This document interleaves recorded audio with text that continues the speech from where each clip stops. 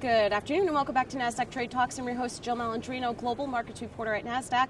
We're coming to you live from the Investment Advisor Summit in Austin, Texas. Joining me for this segment, we have Charles Lieberman, the Chief Investment Officer over Advisors Capital Management. And it wouldn't be a conversation unless we brought the Fed and interest rates into it. Chuck, it's great to have you with me. In Texas, we're both almost neighbors in New Jersey. We come all the way to Austin to meet each other. That's right. All right, let's talk about the current interest rate environment. It seems to be positive for stocks right now. Yeah, it's very positive because interest rates are so low, which is an ideal environment for equities. So long as the economy is growing and corporate profits are rising, when you have interest rates low, that's a perfect environment for high PE multiples, higher than currently exist. So relative to where interest rates are, stocks are actually cheap. Yeah, and speaking of corporate profits, Q1 earnings season has been pretty good. I mean, the beat rate's been pretty fantastic. That's right. In fact, expectations were very low. I don't know how people talked themselves into thinking there was a recession imminent, but that was the idea that was floating around in the fourth quarter. Well, lo and behold, the economy continues to motor along, and we expect that to continue. All right. Now, policy, do you think that's going to remain unchanged for 2019 and possibly into 2020? It will remain unchanged for a while.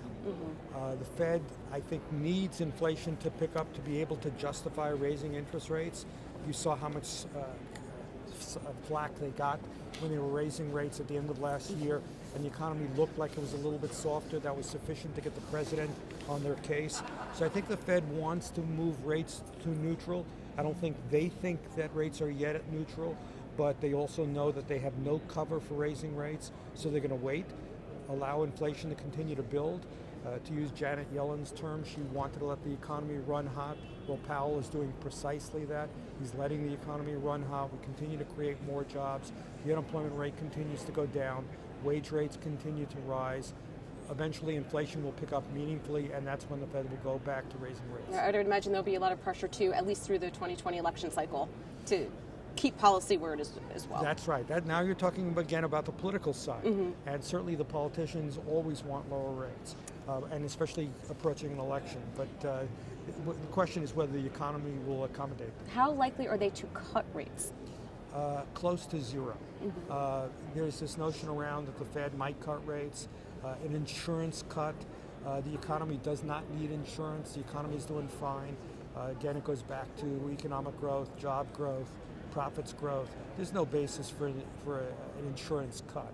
So I think that's total hot air. So right now it sounds like just stay invested, diversified within stocks. That's right.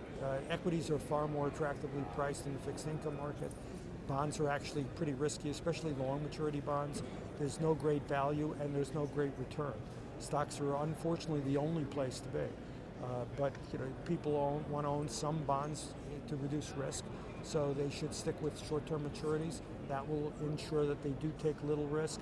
On the equity side, there are lots of opportunities around. All right, Chuck, thank you so much for joining us at InvestNet.